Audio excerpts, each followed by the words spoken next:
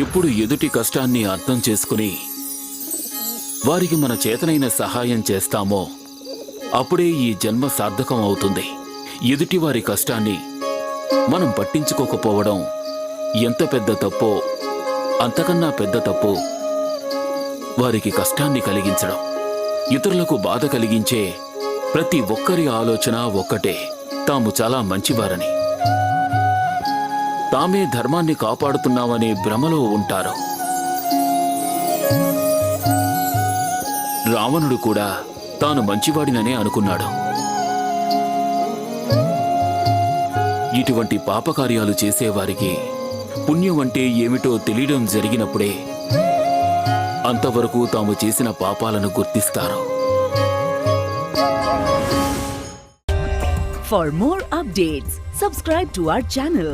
Click the show